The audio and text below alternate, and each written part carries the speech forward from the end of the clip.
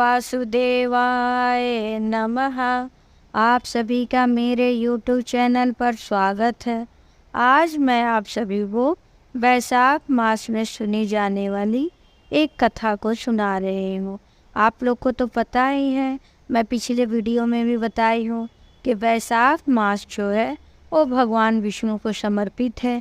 इसमें हमें पीपल के पेड़, तुलसी के पेड़, आकड़े का पेड़, बरगद का पेड़, शमी का पेड़, ये जो हमारे पूजनीय वृक्ष हैं या पौधे हैं, उनकी हम पूजा करते हैं।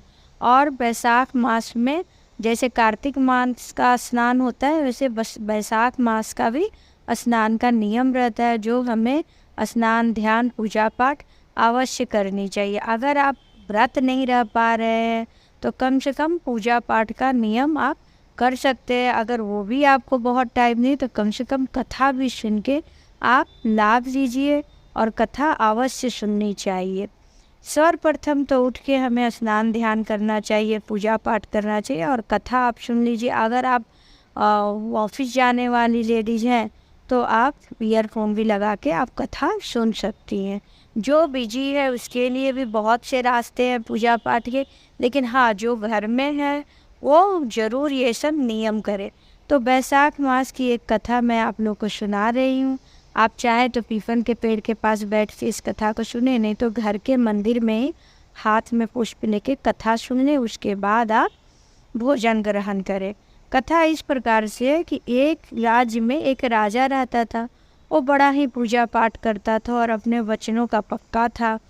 वो कार्तिक मास का भी स्नान करता था, माघ मास का भी स्नान करता था, और वैशाख मास का भी स्नान करता था।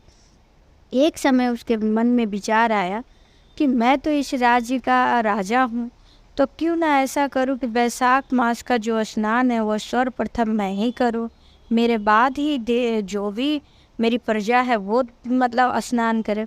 उसने पूरे राज्य में ढिढोरा पिटवा दिया कि अगर कोई पुरुष मुझसे स्नान करने के पहले गंगा नदी में वैशाख के महीने में स्नान करेगा तो उसको हम देश निकाला देंगे, राज्य निकाला देंगे, और अगर कोई स्त्री ऐसा करेगी तो मैं उससे विवाह करूँगा।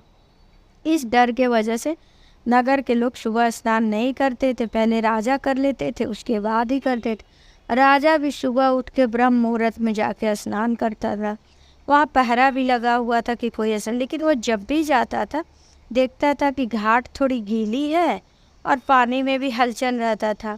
उसके मन में हमेशा रहता था कोई तो स्नान करके जा रहा है, और पहरा बढ़ाने लगा। लेकिन जल्दी उसके कोई भी पकड़ में आता ही नहीं था, क्योंकि नगर वाले कोई स्नान करने नहीं आते थे। एक दिन की बात है कि एक पेड़ पे, वहीं पे गंगा तट के किनारे एक बंदरिया रहती थी। वो छुप के देखती थी, जैसे राजा आने वाला रहता था वो तुरंत नदी से निकल के आके पेड़ पे चढ़ जाती थी।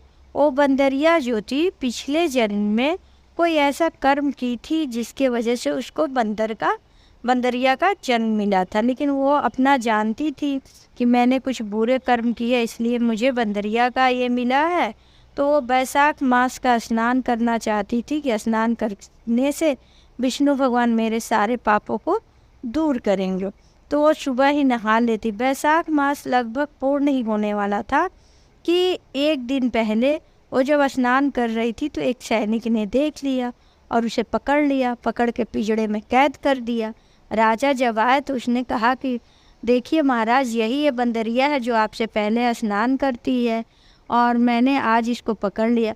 राजा बड़े दुविधा में पड़ गए, क्योंकि उन्होंने कहा था कि अगर कोई पुरुष करेगा तो उसको राज्य निकाला देंगे, और स्त्री कोई रहेगी तो मैं विवाह करूँगा। अब वो अपने वचन से हिल नहीं पा रहे थे, सोच रहे थे क्या करें। फिर उन्होंने राजमहल में बंदरिया को ले गया और अपने वचन के अनुसार उससे विवाह किया और घर में रखा। और बंदरिया जो थी, जब राजा उसको अपने घर ले जा रहे थे तो वो स्त्री की आवाज़ में सारी अपनी व्यथा बताई कि मैं पिछले जन्म के कर्मों के वजह से मैं बंदरिया बनी हूँ, इसलिए मैं वैशाख का स्नान कर रही थी कि मुझे पुण्य प्राप्त हो और मैं इससे मुक्त हो जाऊँ। राजा से वो बात करती थी, शादी हो गई, साथ में रहने लगे। भगवान की कृपा से उससे एक पुत्र की प्राप्ति हुई। जब वो गर्भवती थी तो राजा को बड़ा आश्चर्य लगा कि बंदरिया कैसे गर्भवती हुई है, लेकिन उसने बैसाख मास का स्नान किया था, इसलिए भगवान ने उसे पुत्र अवतरित का वरदान दिया था। तो राजा से वो बोली कि अगर मैं तो बंदरिया हूँ, लेकिन अगर मुझे कुछ तकलीफ़ होगा तो मैं आपको कैसे बुलाऊंगी।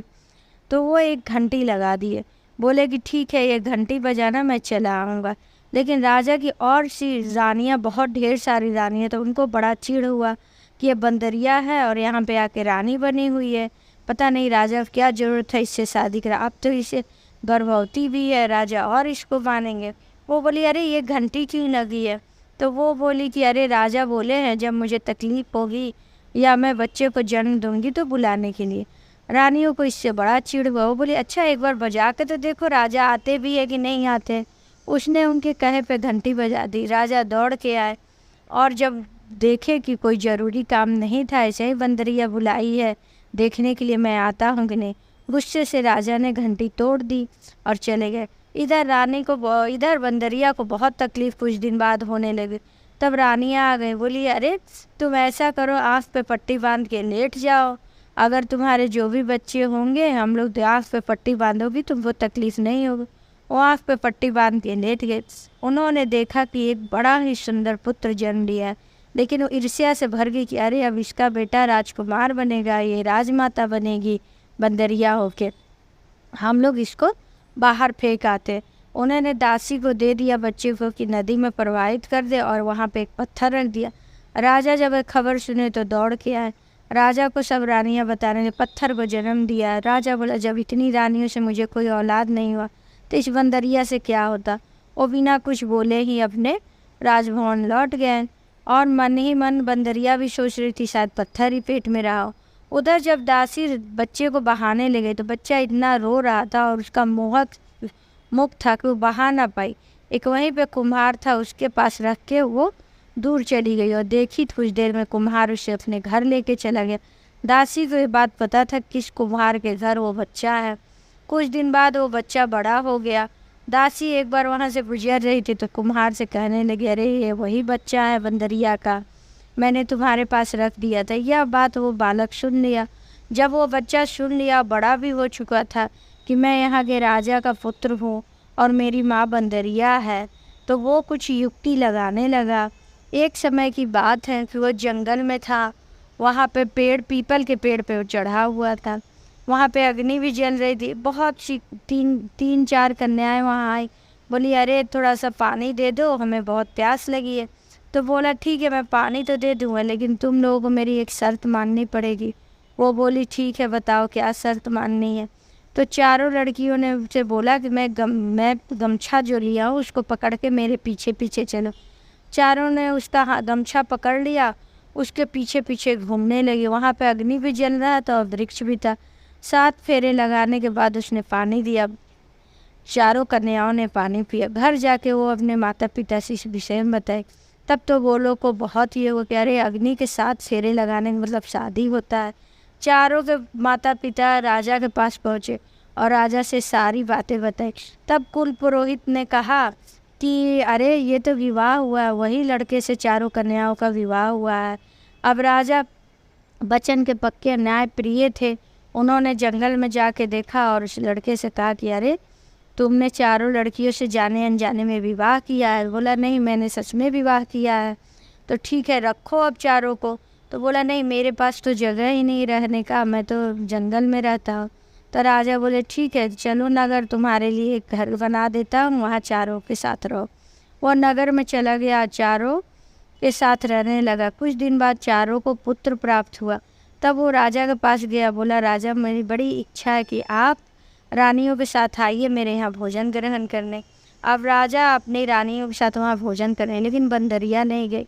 तब राजा से युवक बोला अरे महाराज आपकी एक छोटी रानी उसको नहीं ले। बोले अरे वो बंदरिया है, उसको ज़्यादा समझ नहीं है इसलिए मैं नहीं लाया। बोले नहीं नहीं उनको भी बुलाइए।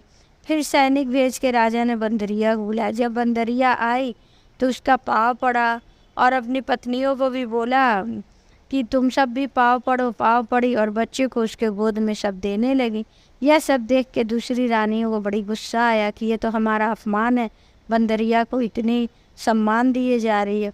उसके बाद लकड़हार जो कुम्हार का लड़का था, जो मतलब राजा का लड़का था, वो बोला कि महाराज आपसे एक बात छुपाई गई है, मैं आप ही का पुत्र हूँ। बंदरिया ने पत्थर को जन्म नहीं दिया था, मुझे जन्म दिया था। तब बंदरिया बोली मेरी तो आँख पे पट्टी बंधी थी, मैं तो देखी नहीं, लेकिन आवाज़ सुनी थी, मुझे लग रहा था कि ज़रूर मुझे पुत्र हुआ है। लेकिन सब लोग बोलने लगे पत्थर हुआ, तो मैं कुछ ना बोली थी, फिर मैं तो देखी नहीं थी।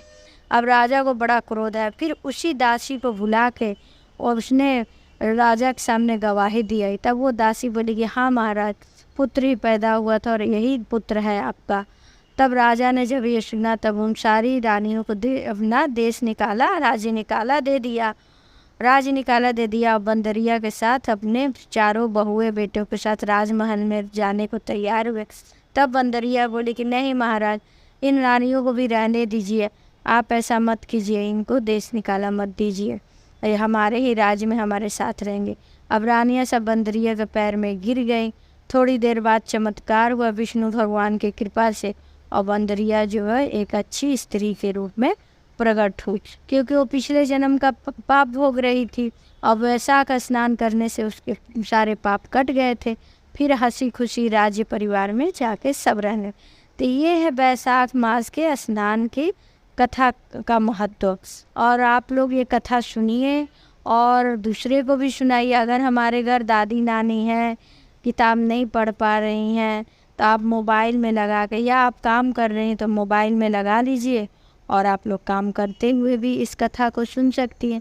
अगर हम कुछ चीज़ अच्छा सुनते हैं, भगवान का कोई भी कथा प्रसंग सुनते हैं, तो वो हमारे लिए अगर बहुत लाभदायी नहीं है तो हमारे लिए बिल्कुल बुरा नहीं हो। और भगवान का कोई भी गुणगान लाभदायी ज़रूर होता है, उसमें थोड़ा समय लगता है लेकिन ज़रूर लाभदायी होता है। ओम वासुदेवाय।